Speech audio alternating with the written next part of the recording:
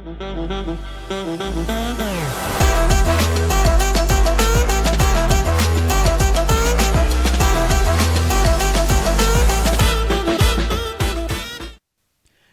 everyone, and welcome to the Tom Baker Show.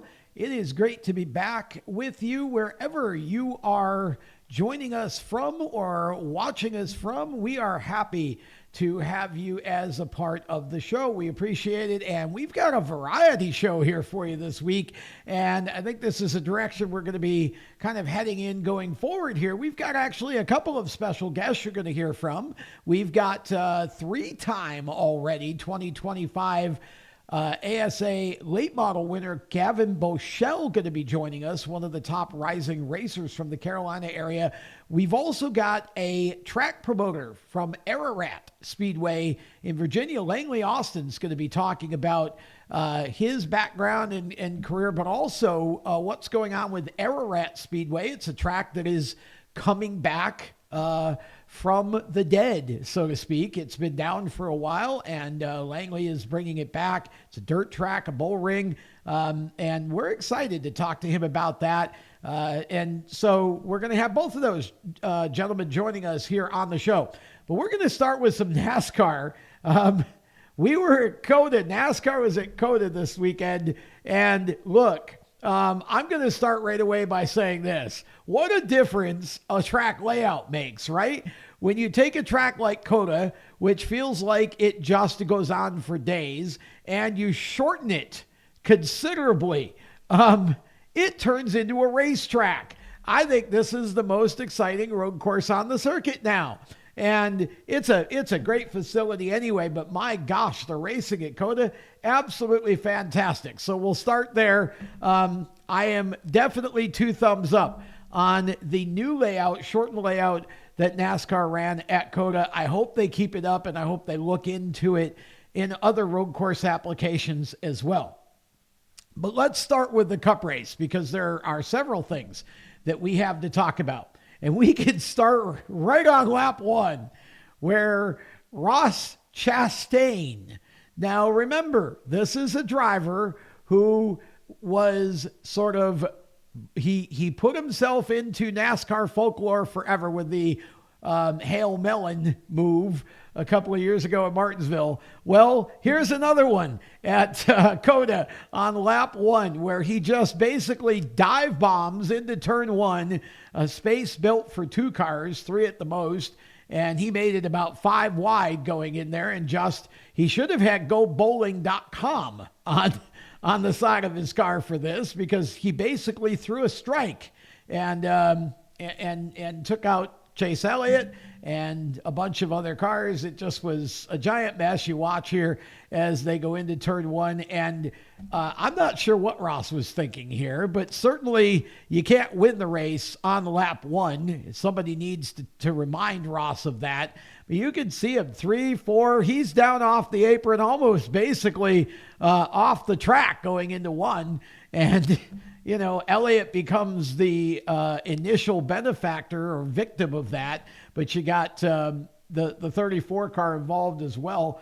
I mean, just a mess. And again, I don't know what these guys are thinking. Why do these Cup drivers of 2025 feel like they can just throw the car around, throw it into other cars, off of other cars?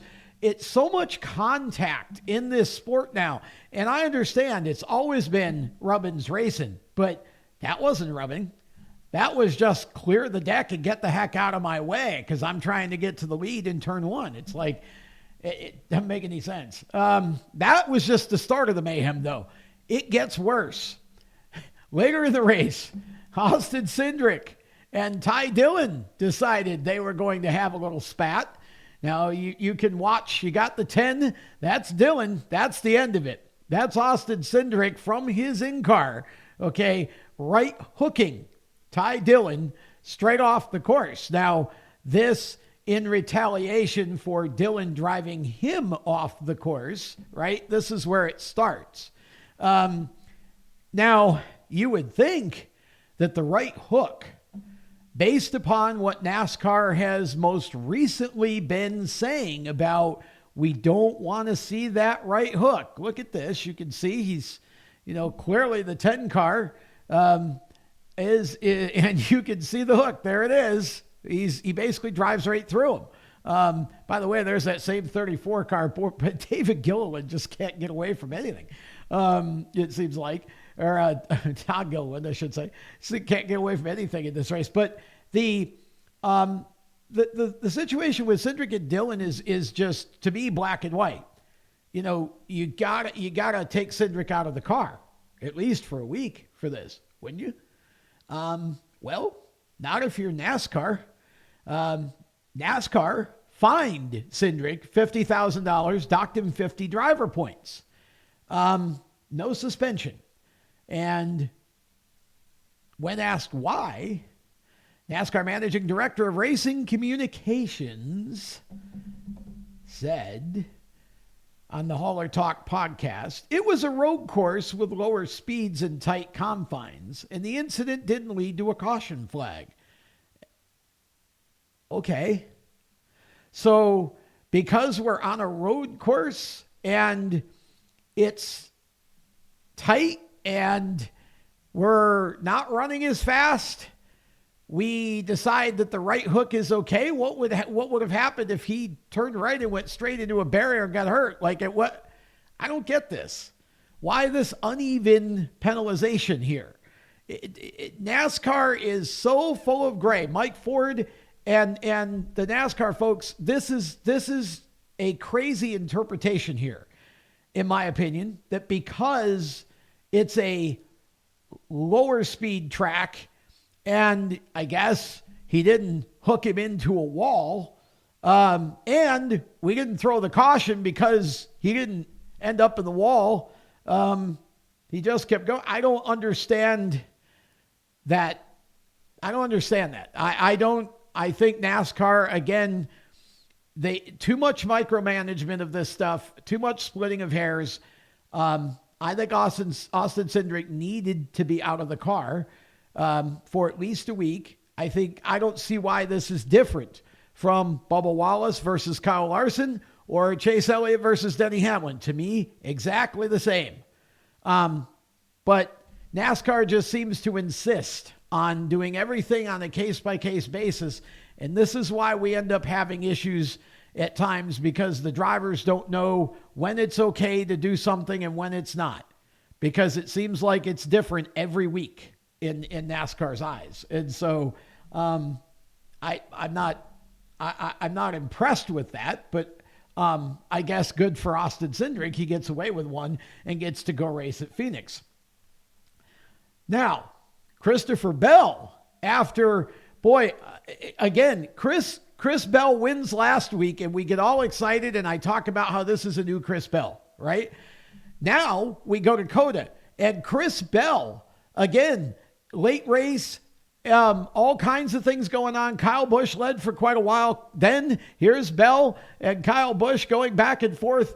Christopher Bell, in my opinion right now, is the most dangerous driver in NASCAR. And I don't mean that in the sense of dirty or crashu, I mean, this is the guy that I think the championship goes through. Not just because he's kind of 1-2 in a row. I won't even say that all of that makes him the most dominant. I just think right now, Christopher Bell's headspace and that team, that is a hot team. And I think they are the ones that are going to, if anybody's going to have any kind of 5, 6, 7, 8 win season, that's the team right there. Chris Bell gets the win. Here's his winner view. Let's hear from the winner. Christopher, you finished second here last year. What was the difference this year in terms of getting it done and getting that victory? That was almost a deja vu of last year. I had the track position that time, and man, these road course races are just so much fun. And whenever Kyle was leading, I was just trying to be so cautious. Obviously, we know what happened last year. I didn't want that to happen. I wanted to pass him clean. And he was just doing such a good job at running his race, and he could get off the corners just good enough that I couldn't get inside of him. But there I started, peeking a nose, and he bobbled and allowed me to get out front. And whenever I did, I'm like, okay, just don't beat yourself. And those are about the 5 or 6 sloppiest laps I've ever run. But just so happy for these guys right here. They've been on me hard about winning with them, and Tony, we got another one. So just super proud for everyone on this DeWalt number 20 team. We didn't count last week. Last week was a speedway. We didn't have that one circled, but we definitely had this one circled, and I'm ready to keep adding to it. C. Bell, your winner at Circuit of the Americas. Boy, that is just going to be that's the team to beat right now. Now, I want to switch to Xfinity just for a moment. That was a great race. The Xfinity race, a great race.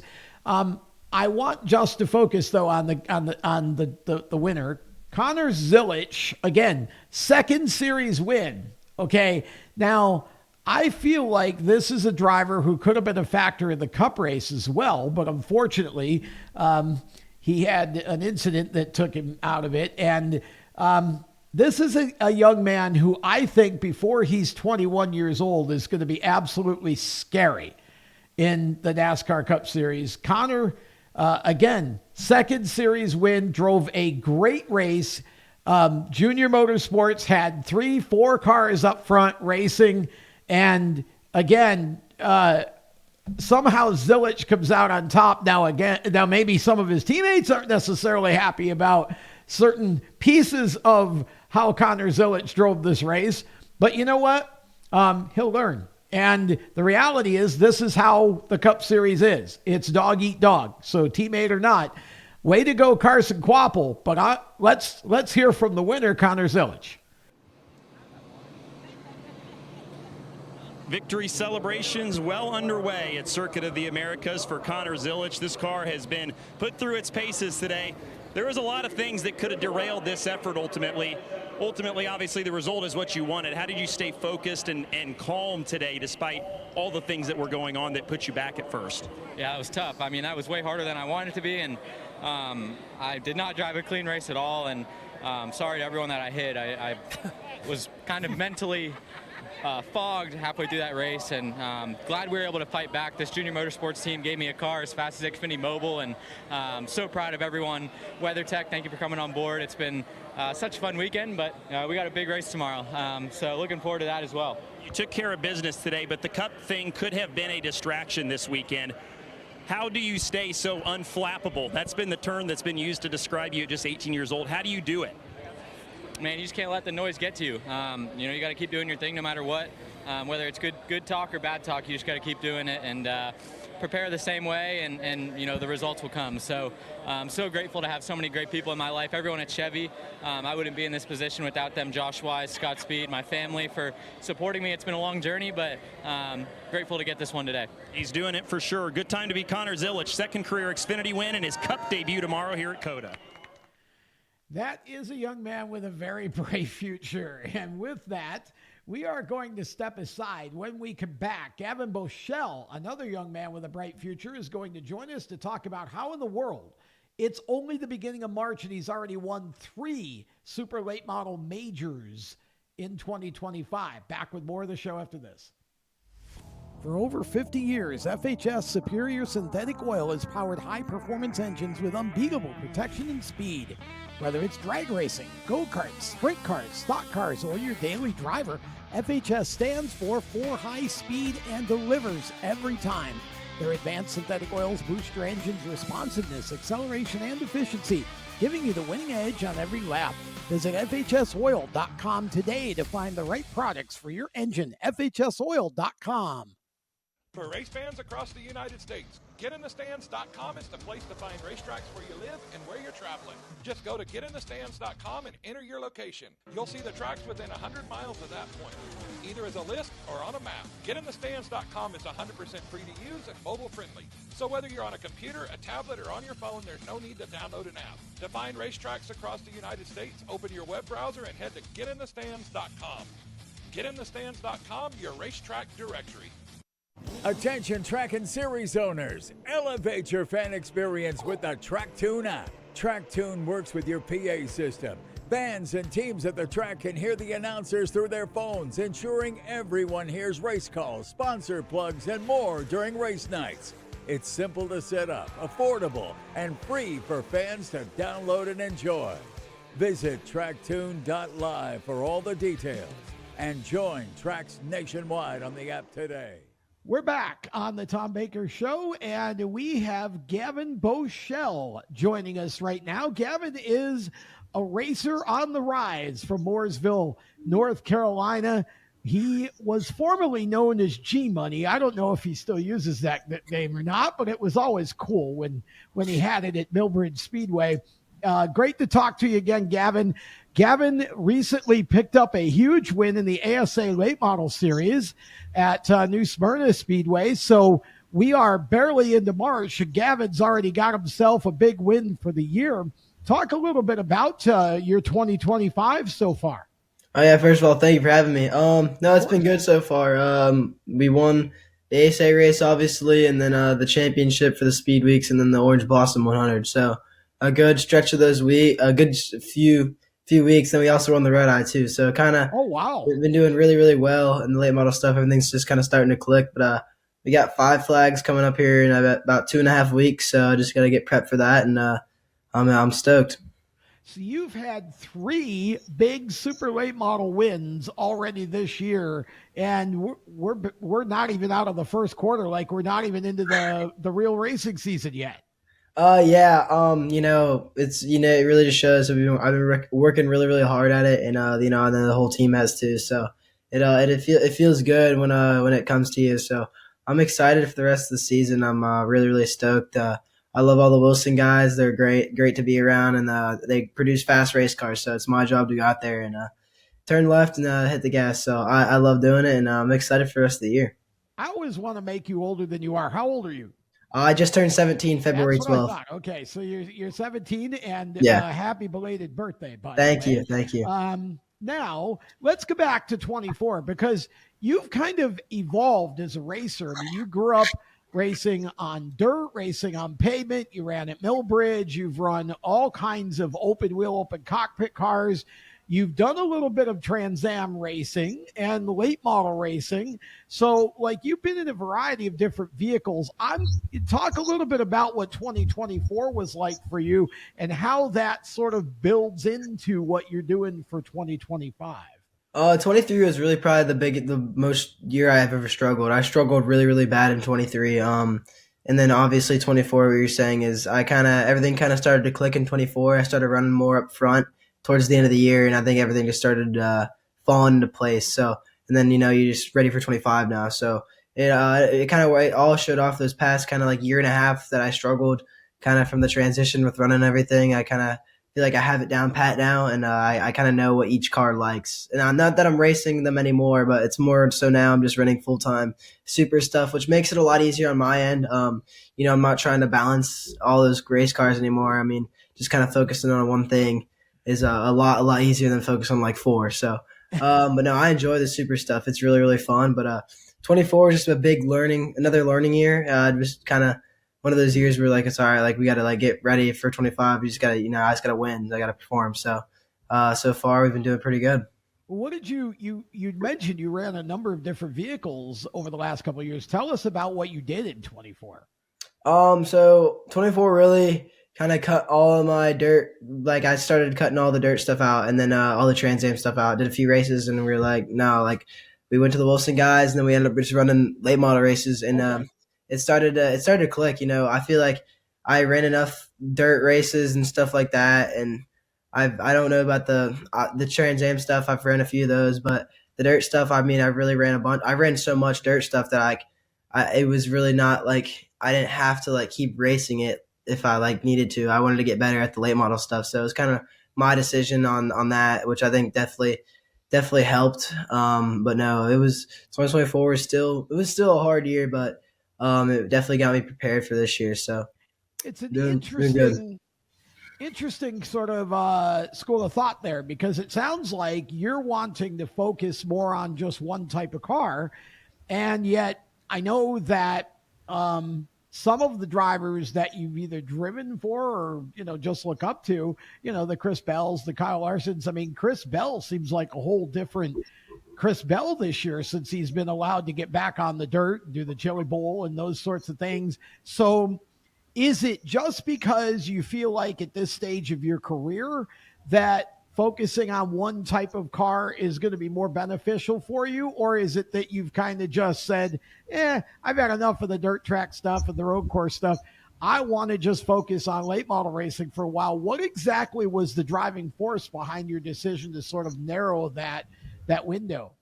Not so much the road course stuff, but I feel like I've done so much dirt racing and asphalt together that it was just like almost to where I understood like what each car needed, and it kind of processed back and forth. Okay. And then now, obviously, the Toyota folks want me to focus on pavement, which now in this stage of my career makes sense. Seeing that, Chris, I would love to race if I could, but it makes more sense since those guys are in Cup. They're the best of the best, so they can kind of do whatever they want. Yeah. So they're just having fun at that point. But no, I'm just kind of focused on late model stuff, and I just keep getting better because I can always get better. So that's kind of the reasoning behind it. I would love to go back into a dirt car, but hopefully if I ever get to Cup or make it to Cup, I would hop back in one. So what is your schedule for this year? What series, races, championships? What are you chasing in 25 with the Super? Full-time ASA tour, Southern Super Series, and then the championship for the ASA stuff. And I think we wanted to run for Rookie of the Year. I'm pretty sure. There's a lot of kids running for, or a lot, not kids, but like people running for the Rookie of the Year. Yeah, Rookie of the Year this year, and then the championship too. It's a pretty stout field. ASA has probably one of the most competitive late model fields I've ever seen. So this year's going to be a tough year, but we started off good, and I just got to keep coming out swinging.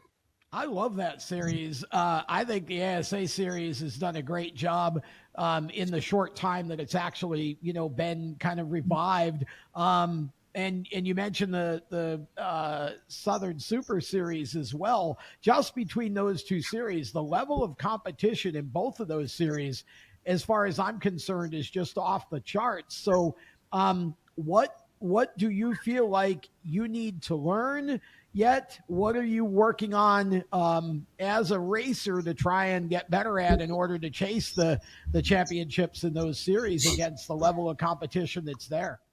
I don't think it's so much you have to change things. When you get out ahead like this, or not out ahead, but if you win like a few races or running good, you just can't really let the confidence get too high, because then that's where you start to fall apart, I think. And you also can't worry about it too much. I don't really think about it. I don't try not to overthink about it. I try not to think about racing at all until about the week of. So just kind of keep my mind clear at all times and have no pressure on me. So I like the pressure when it's on me, but when it's not, I don't like to overthink, because that's when you start making mistakes and second guessing yourself. So I think it's just a big thing. You just got to stay consistent, and because these guys aren't going to mess up. So whoever's going to mess up first is going to win the championship. So I just got to stay consistent, keep running up front, keep winning, and just trusting the Wilson guys, and I think we'll be fine. Well, you can trust them because their track record's pretty darn good, right? Yeah. Talk a little bit about what it takes to be successful in a super late model, because everybody knows about. I think when they think late models, a lot of people think late model stock or whatever in a pro late, but these super lates are just they're kind of bullets. I mean, really. Talk about the driving style, how you have to race them, and what the adjustment was coming into this division for you from the dirt tracks and the other things that you were doing. I wasn't the biggest fan of asphalt when I came on it, and then that's because I ran the late model stocks and the pro late models. No offense to the late model stocking guys and drivers, but when I got in the super, I was like, holy cow, like this is my style. This is my type of racing. I think those things are the best late model kind of type of car you can drive. Just my opinion. But I feel like that's the best racing and the best form of it. You're fast. Like it's just, I don't know. It's just awesome. I love those things. So, and they're so fun. They're very, very hard. You can't make many mistakes in them. A lot of horsepower. You got to control it. Big throttle control. And then you obviously have your guys. The car has to be spot on. So there's a lot of good teams and a lot of good people that are running that series. So you really can't mess up. And I know the whole entire Wilson team is always trying to get better, and so am I. So it's tough. It's definitely difficult, but I love those things. They're so much fun. So talk a little bit about, you say that you don't think a lot about racing until the week of. I know you better than that. That's all you think about is racing. Gavin, come on, be honest. But when you're not racing, I think a lot of people would like to know what what do you do when you're not racing? You're still in a classroom, which sort of complicates things a little bit. You're not doing the online school, right? You're still going to a class. Yeah. I'm a junior in high school, so whenever I'm not racing, I'm hanging out with my friends on the weekends. During the summer, I'll be snowboard or surfing. Sorry, not snowboarding. During the winter, I'll be snowboarding. So yeah, I play basketball decent amount sometimes with my buddies.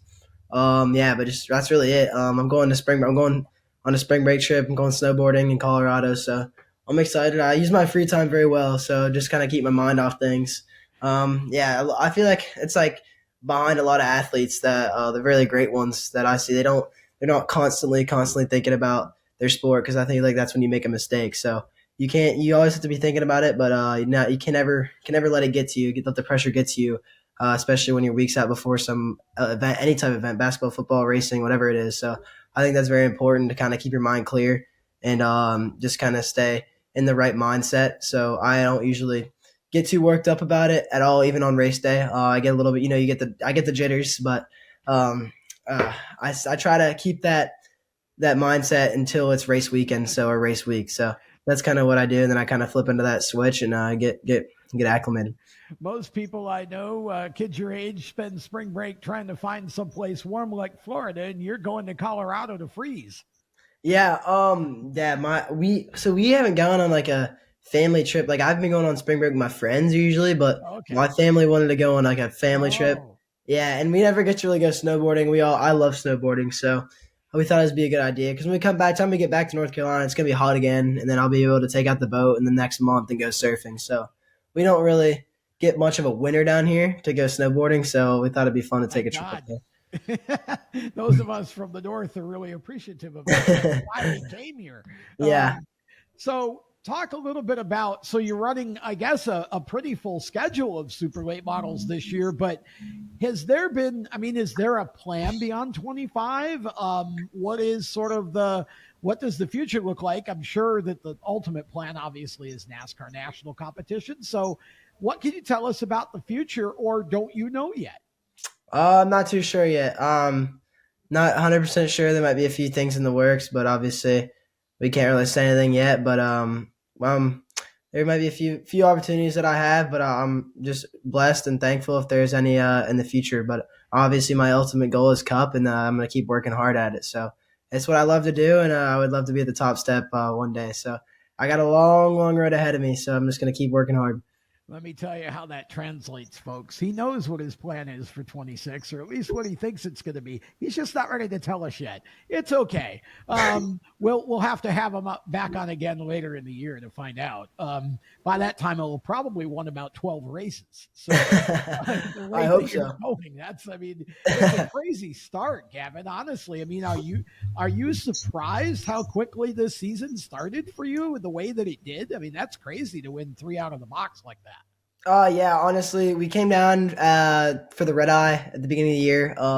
Just kind of not a big race, but just a kind of a shakedown race to get ready for this whole entire speed weeks, and then obviously the ASA race down there. And I was expecting to do pretty good at that race. Just kind of there wasn't a ton of cars, so we just more of like a shakedown test for the Wilson guys to know like what.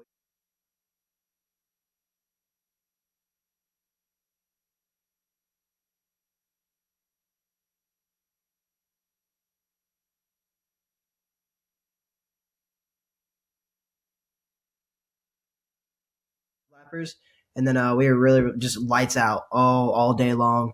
Even in the practice session the day before, just so good. Dennis had that car really good. We messed up our strategy on the pit stop. We ran second that first stage, and then there were so many caution laps from people wrecking in the back that we were going to run out of fuel. So we had to come down and pit, and no one else pitted. I think there was like 2 people behind me that pitted. So we came back out like 14th, and then no one else pitted again until like the stage break. When someone ran out of caution, someone ran out of fuel, and then we came down and pitted with everyone. Everyone put 4 tires on. We just kind of drove to the field because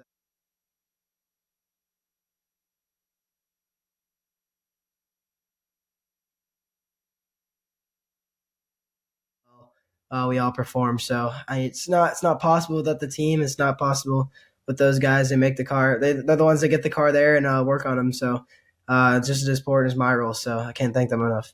Well, you know my last question, what it always is. Tell us who helps you make this all happen. You've already mentioned some. If you got other crew sponsors, whoever, have at it. Toyota, obviously JBL, and then the whole entire Wilson team. My mom, my dad, my brother coming out to support. And then you can find me on Gavin Race on Instagram, watch Gavin Race on Twitter, and then Gavan Boschele on Facebook. And then for all your merchandise needs, shopgavin.com. You got to get the merch shop out there. Yep. We're always great to talk to you, Gavin. I suspect it won't be too long. We'll have you back on again to talk about your next 3 big wins. I'll give you about 3 weeks for that. Thank you. Good luck the rest of the way, and we'll talk to you again. That's Gavan Boschele. We'll be back with more after this. For race fans across the United States, GetInTheStands.com is the place to find racetracks where you live and where you're traveling. Just go to GetInTheStands.com and enter your location. You'll see the tracks within 100 miles of that point, either as a list or on a map. GetInTheStands.com is 100% free to use and mobile friendly. So whether you're on a computer, a tablet, or on your phone, there's no need to download an app. To find racetracks across the United States, open your web browser and head to GetInTheStands.com. GetInTheStands.com, your racetrack directory. For over 50 years, FHS Superior Synthetic Oil has powered high-performance engines with unbeatable protection and speed. Whether it's drag racing, go-karts, sprint cars, stock cars, or your daily driver, FHS stands for high speed and delivers every time. Their advanced synthetic oils boost your engine's responsiveness, acceleration, and efficiency, giving you the winning edge on every lap. Visit FHSoil.com today to find the right products for your engine. FHSoil.com. Attention track and series owners, elevate your fan experience with the TrackTune app. TrackTune works with your PA system. Fans and teams at the track can hear the announcers through their phones, ensuring everyone hears race calls, sponsor plugs, and more during race nights. It's simple to set up, affordable, and free for fans to download and enjoy. Visit tracktune.live for all the details and join tracks nationwide on the app today.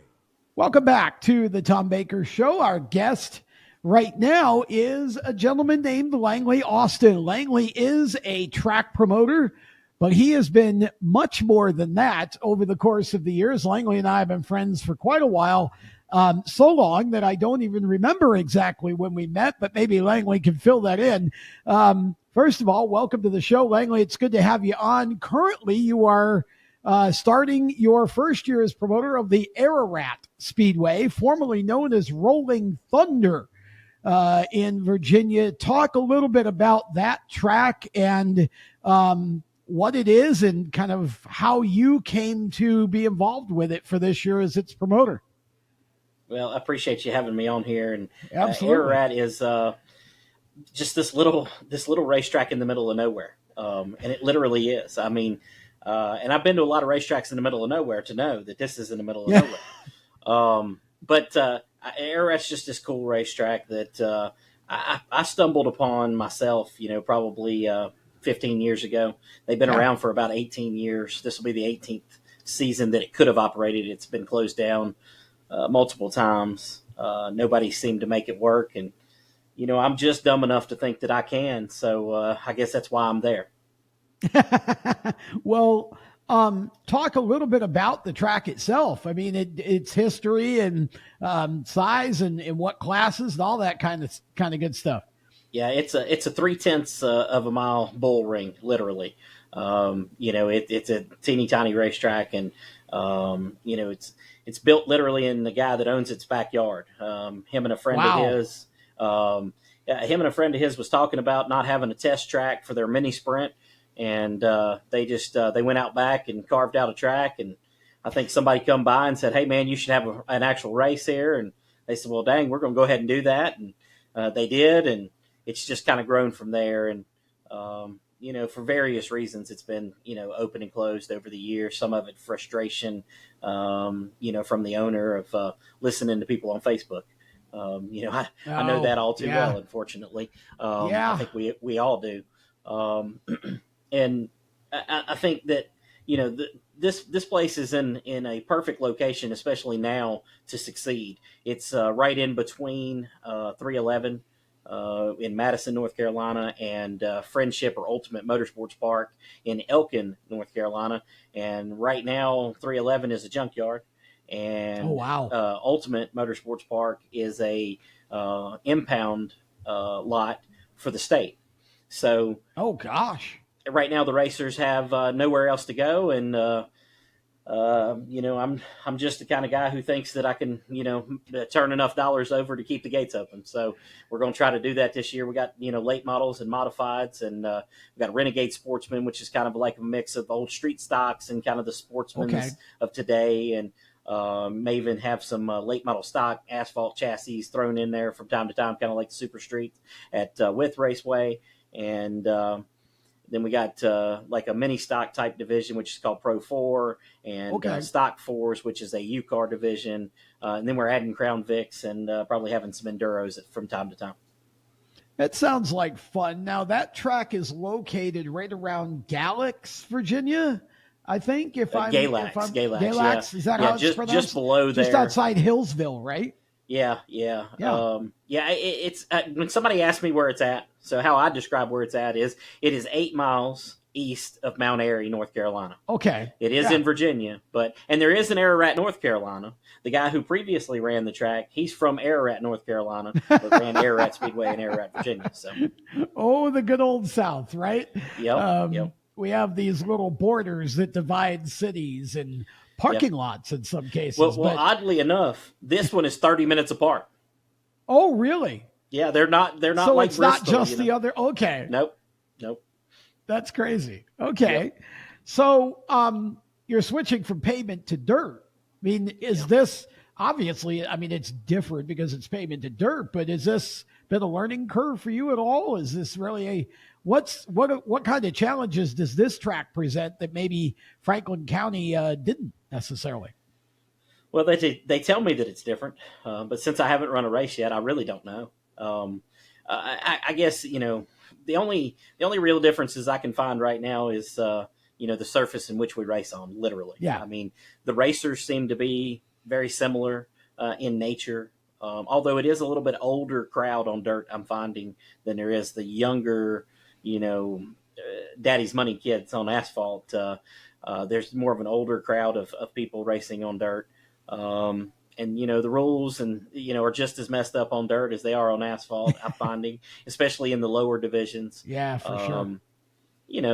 As far as challenges different than Franklin County, I guess the biggest challenge is for me is, and it's not a difference. It's finding enough people to fill enough seats. At Franklin County, I had thousands of seats, and I have many less at Ararat, which is going to be a great thing for me.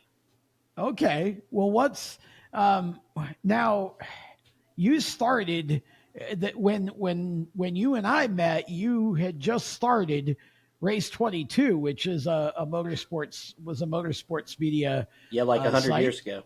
Yeah, it feels like it sometimes. Yeah. I think it was early 2000s, right? 2004. Yeah, it was probably mid 2000s. Yeah. Yeah. Okay. And so walk us through a little bit of your background in racing. How did you get started, and did you come in race 22, or talk a little bit about how you grew up in it? Yeah, I was born into it. My dad, owns Franklin County Speedway. So I didn't know that. For my entire life, yeah. And so I was born into this, and just kind of made my own way. In the beginning, I started a newspaper way back called the Stock Car Racing Journal, probably 1999. Which, I thought was last year until like a couple of weeks ago. It's been a while.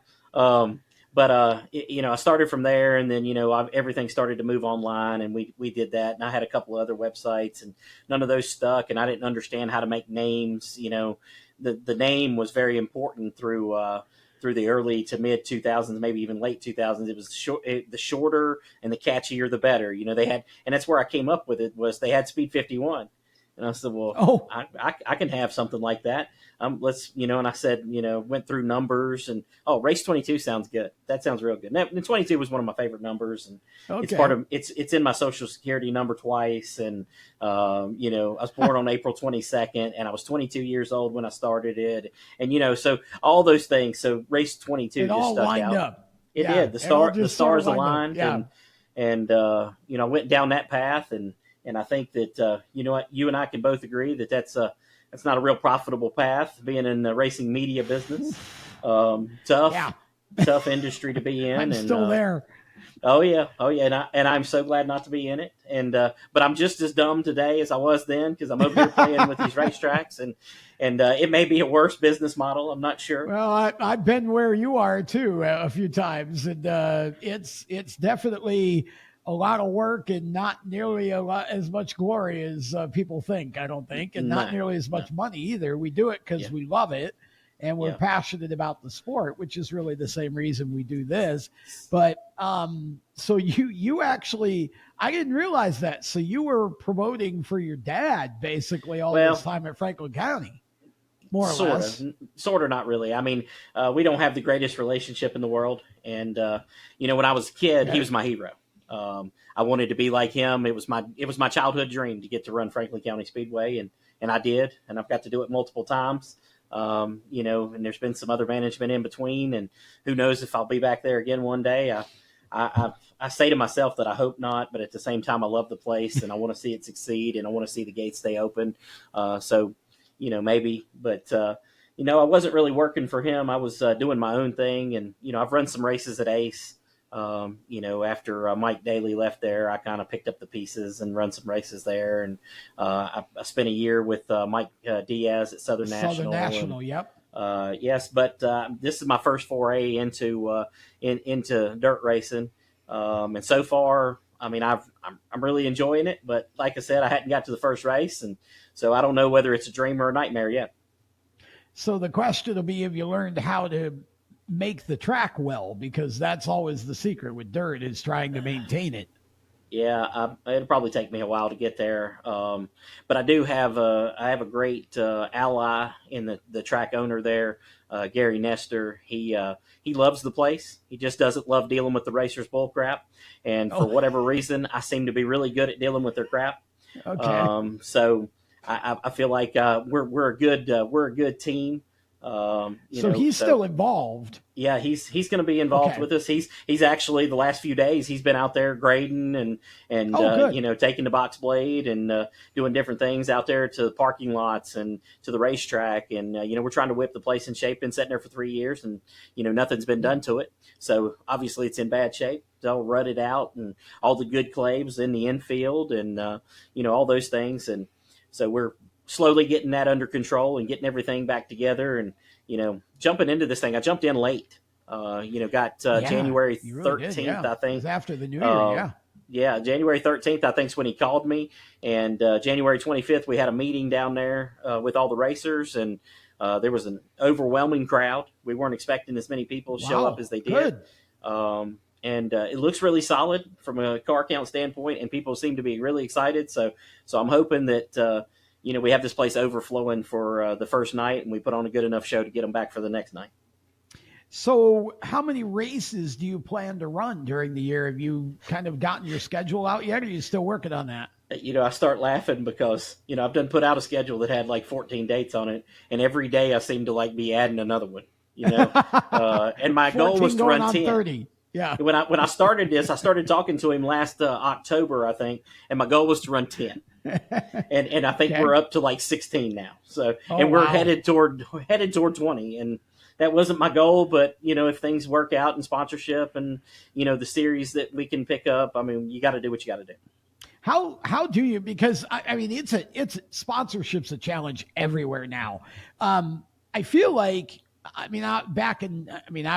it was 2000, 2002, 2001 when I was promoting. But back in those days, I feel like the communities, or at least the tracks I was at, really sort of got behind the track. And it I'm not saying it was easy to get people to sponsor, but I think it was a lot easier back then than it seems to be now. So what are you finding now as far as the kind of the secret to getting sponsors to pony up?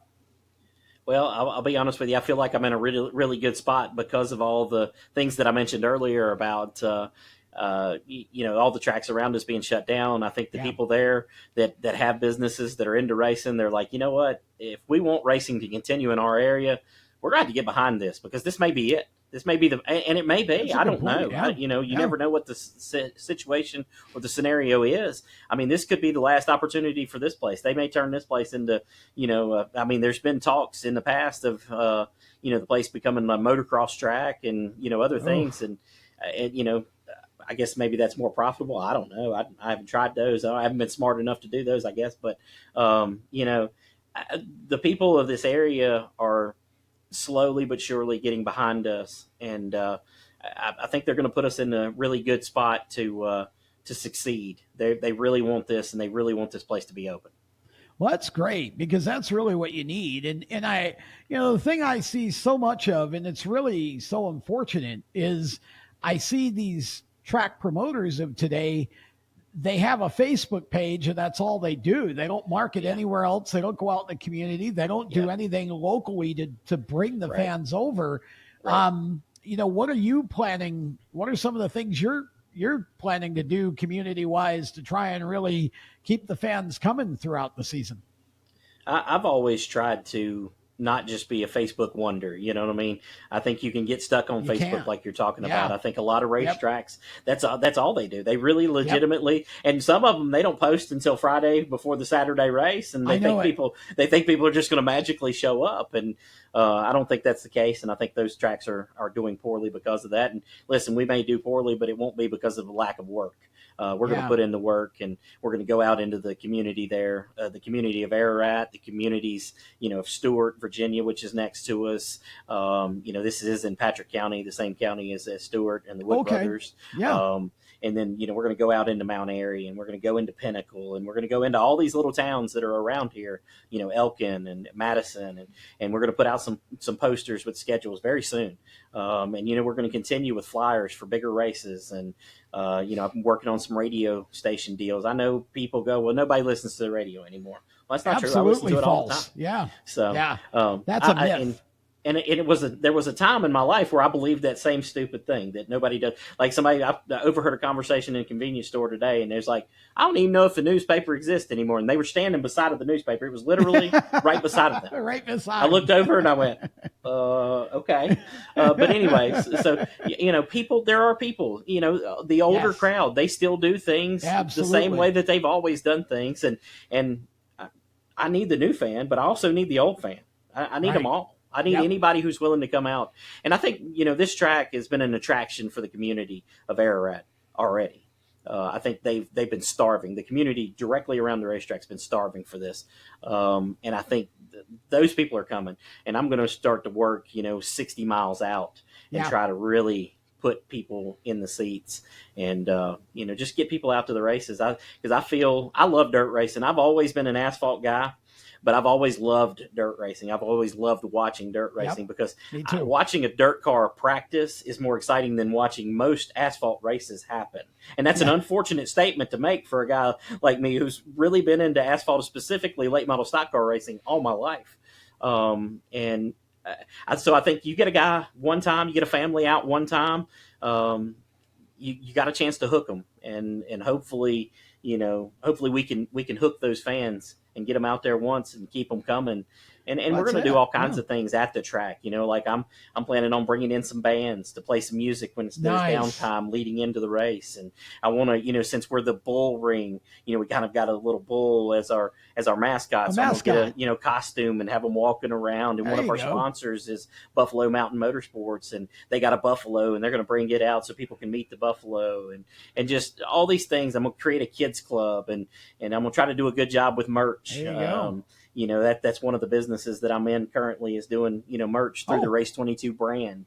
I didn't know that. Race 22 is not much of a media company anymore, except for our Facebook page. But we are, in the merch business. We're doing shirts and hats and all kinds of stuff for all kinds of racers and racetracks and stuff all over the East Coast and, well, beyond the East Coast. So, but, you know, we've got a lot of stuff going there, and I think we can incorporate that into Ararat, which is somewhere where I feel like, having attended races there, that they did not do a good job with, you know, doing merch. I've never seen a shirt that said Rolling Thunder Raceway or Ararat Thunder Raceway, which was the two names they operated under previously. Okay.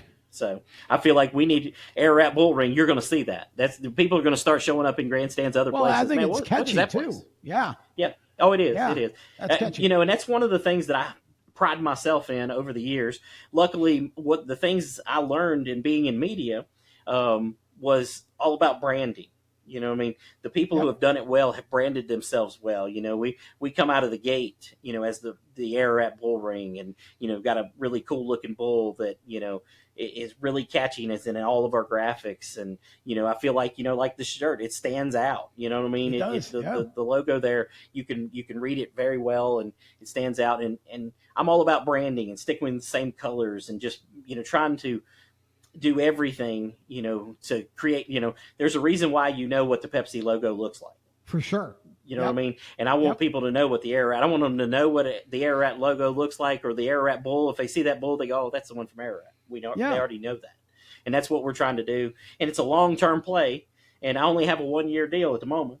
So, you know, I'm playing for the future, even though I only have a 1 year. So. Well, I think it's a great way to look at it. I think you almost have to, because what you're doing now with a long-term strategy is what's going to make the first year successful enough for it to continue. Yep. I think is what you're hoping, obviously. 100%. So, you know, it's awesome, and it's great to see. And I'm always glad to see another track come back. And I've seen a few of them this year that are, Newport's coming back, and you know, there've been a few other ones that are reopening that I'm seeing lately. So it's the tide's starting to turn. It feels like short track racing, for those who do it well, the promoters who do it well and really work at it, I feel like, you know, there's been a little bit of a renaissance over the last year or two. And even at PRI, when I was there, I mean, the overall sort of attitude about the coming season, which is this one, 25, just everybody seemed really excited for the first time since before COVID, which is great. Yeah, I think it's great. I mean, I honestly think that, you know, the pandemic itself in 2020 either made you or broke you. I feel like there's a lot of racetracks that are still broken from it. I was one of the lucky ones at Franklin County in 2020 who operated and thrived. I mean, we had what was probably the best season since 1983 at that racetrack. That's great. In 2020, you know, first time I ever turned any profit. I didn't know what that was prior to that. It was great. Now, of course, I managed to get rid of all of it over the last couple of years somehow. But you know, it was. I tell you, that's one of the things that I know this show ain't about this, but one of the things that I take from the pandemic and what I learned and how great we did, and then afterwards how things kind of just slowly trended down until I made big changes last year. If I could have got a long-term deal, I would have stayed at Franklin County. Not that I wouldn't have done this Ararat deal too, potentially, because I've been working on this for 11 years. Just what you would have needed another track to do. Yeah. I mean, listen, if one of them ain't profiting, get you another one. See if it'll profit. There you go. Yeah. That's the goal. Try it again. I mean, yeah. But, you know, but the thing about it is, you know, Franklin County has the potential to be super successful. And this Ararat track, I saw it when I went there for the first time to watch a race 15 years ago. I saw it. I could tell they weren't hitting on all cylinders, but man, they could. And I may be the guy to do it. I may not be the guy. I don't know. But I've tried for 11 years to get the lease for this place and finally got it. I didn't think I was going to get it this year. I'd been working it last year, and I told somebody it just didn't work out because, you know, the owner stopped responding to me. And then all of a sudden January comes and he's like, yeah, hey, let's go. So. Wow. Well, here we are. Timing's everything. And like you said, with the other tracks in the area, 2 dirt tracks being shut down, you know, now you've got an opportunity here to actually elevate yourself to being the number one and the only one, at least for now. So that's always a good thing. How do people follow the track, find the track? What are your socials, website, all of that? Any and everything Ararat Bull Ring. We are at Ararat Bull Ring on everything. AraratBullRing.com, Ararat Bull Ring on Facebook, TikTok, Instagram, whatever's out there. I got a bunch of that stuff going, YouTube, anything. When is opening day? Opening day is April 26th. It's the running of the bulls, opening night. Air Rat There Bull we Ring. go. Hey, There man, we go. you know me. I like to throw those catchy names out there. You're good at it, I'm running too. with the bulls here. You're good at what you do, and you know, I've known you a long time, and I've always respected your work and everything that you've done, and really, you know, we need more of you in the sport that do it well and really work it. And so I'm excited to see it. I'm going to try to get up there for opening day. I think it would be fun to come up and maybe bring a camera, do some filming, and we'll throw some of it on TV here. And would love to help in any way I can. So, sure. you know, always happy to talk to you, and congratulations on the new acquisition here, and look forward to now. Is somebody else, did I see that somebody else was actually running Franklin County now? Yeah, they've got a new promoter over at Timmy Meadows. You know, Okay. like I said, I wasn't able to work out a long-term deal, so I kind of stepped away, you know, and he's got a 1-year deal, I believe, and we'll see what happens there. I know they're working hard over there to try to make some improvements. Some of the things that we really couldn't do, they kind of have a little bit better connections and resources to do, which is great.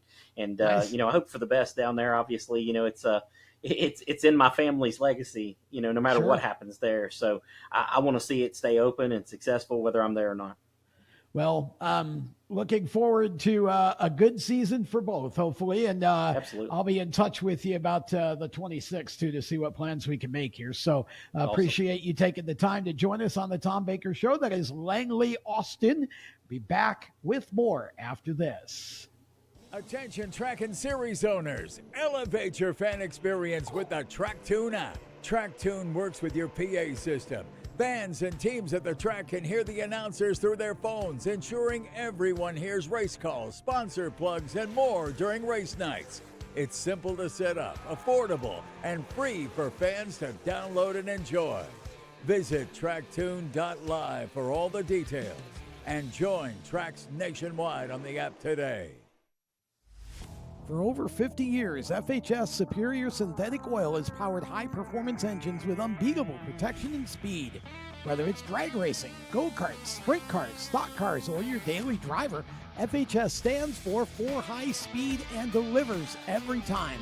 Their advanced synthetic oils boost your engine's responsiveness, acceleration, and efficiency, giving you the winning edge on every lap. Visit FHSoil.com today to find the right products for your engine. FHSoil.com. For race fans across the United States, GetInTheStands.com is the place to find racetracks where you live and where you're traveling. Just go to GetInTheStands.com and enter your location. You'll see the tracks within 100 miles of that point, either as a list or on a map. GetInTheStands.com is 100% free to use and mobile friendly. So whether you're on a computer, a tablet, or on your phone, there's no need to download an app. To find racetracks across the United States, open your web browser and head to GetInTheStands.com. GetInTheStands.com, your racetrack directory. Welcome back. As we get set to close this one out, I want to mention the Smart Modified Tour opened up at Florence Motor Speedway. Blake Barney getting his first ever Smart Tour win. And we had a Carter McMurray sighting, 5th place for Jamie McMurray's son in his Smart Tour debut. Excellent run for Carter. Season opener for the Cars Tour at New River All-American Speedway. Jade Avedizian became the first female Cars Tour race winner ever with her win in the Pro Late feature. And Connor Hall got the win for Junior Motorsports in the late model stock division. We're going to have coverage of both of those tours more and more as the 25 season goes on. A lot of great short track racing happening in the Southeast United States, and we're going to be a part of as much of it as we possibly can. On the next show, you can expect some coverage of the Cup Karts North America Spring Nationals event from the Charlotte Motor Speedway. That's coming up, and we'll have some coverage and some interviews and such from that on our next show.